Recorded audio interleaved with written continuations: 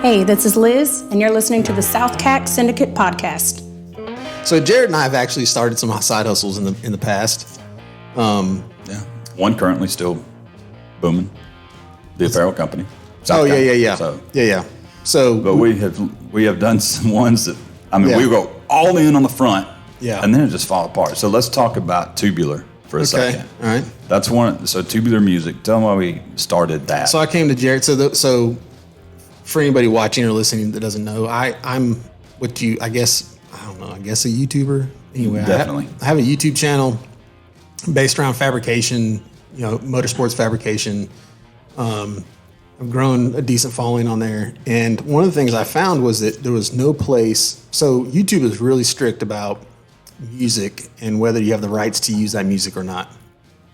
And one of the things I found was you can't go get that music anywhere. And if you do, it's really expensive to buy the rights to it. And then YouTube still kind of gives you a problem and you have to produce licenses and all the stuff that goes with it. And I just didn't want to fool with that. And the worst thing that can happen is you get a video.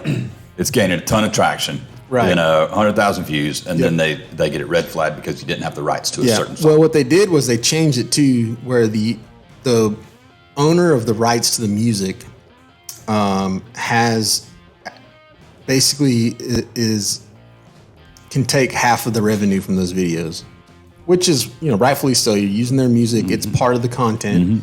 But in the grand scheme of things, as a content creator, you're like, man, I spent all this time to create this video in hopes that I could make some revenue on it. And I just put that song on there. Now they get half. Well, I can tell you that the process that you put in your video, the musician is also a content creator. It's a lot of work. I get that. So. I totally get that. So anyway, long story short, I was like, Jared, man, there's an opportunity here. I knew he was a musician in the music industry, had a bunch of connections, knew all the ins and outs. Me being the YouTube guy, I was on the other side of that. And I felt like there was an opportunity in between where I see so many struggling artists who can't get their music out. Heard. They can't get it heard, right? So that's usually, in my eyes, that's the biggest thing for a brand new artist. They're making great content. But no platform to just... Right, they've put it out there. They're making a little bit, but the money comes in the masses in music. And so I was like, hey, you think that we could create something where new artists could basically submit their music as copyright-free music to be used on a platform. YouTubers then come along, take that music, and have it be royalty-free and use it, but have to give credit to the musician. So to be twofold, the YouTubers can use this music and not have to worry about paying for it, but you also get the exposure for the artist who has their music on that stuff. I mean, all would take a couple viral videos, boom. And you know what's crazy about this? This is what you see happening on TikTok right now. Mm-hmm. All these artists, these huge songs are coming out right now because of TikTok. There's a TikTok radio channel. Yes. On Sirius or XM, I don't remember which. But it's a whole station of TikTok music. Yeah. You get a song on TikTok that people love and want to make dances to or whatever they do, you will be number one. Yeah. You'll be the next guy. Yeah. And so it's almost the exact same thing. Those musicians are putting that music on TikTok in hopes that it goes big like that. And we did this pre-TikTok. We did. Well, you know what's crazy is a lot of stuff we do. It seems like we do pre whatever. Yeah. We never follow through. I don't know. Yeah. But anyway, so we created a platform that did just that. Basically, there was a musician back end where they could upload their music. There was a YouTuber back end where they go in there, pull the music from it, download that. We had all kinds of things they had to agree to. It's crazy because when I say we went all in on the front, yeah, I mean we had our music attorney based out of downtown Nashville. It was built out. He went through it. We created the LLC. We had the bank accounts in place. And what we didn't do really is we didn't do a proof of concept. Like we had a few artists that would give you content. Matt Poss, right, yeah. was a huge opportunity for us to really throw. And he was like, "Oh yeah, take it. Yeah, I'm down. Let's go."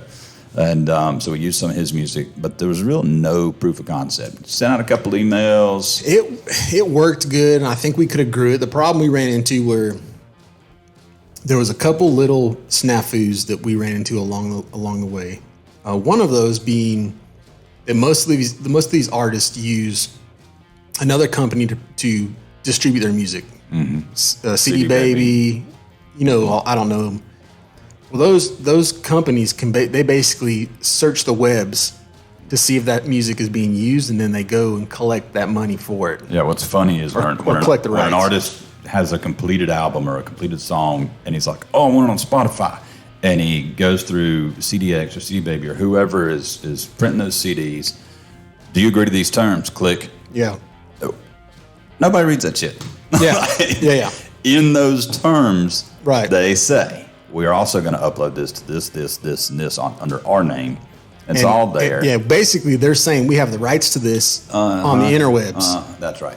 And so you can get an artist that gives you a song and says, hey, you can use this copyright free, but they've already distributed that through CD Baby and it's all over everywhere else. And then CD Baby comes after you and says, hey, you don't have the rights to use this. Mm-hmm. And so then you're like going back to the artist, trying to figure that out. Mm-hmm. And the YouTubers, luckily we kind of got it early. But they were like, hey, I thought this stuff was copyright free. Mm-hmm. And they're coming back to us, and then we're having to go to the artist. What we should have done is caught artist before distribution. Distribution. Right.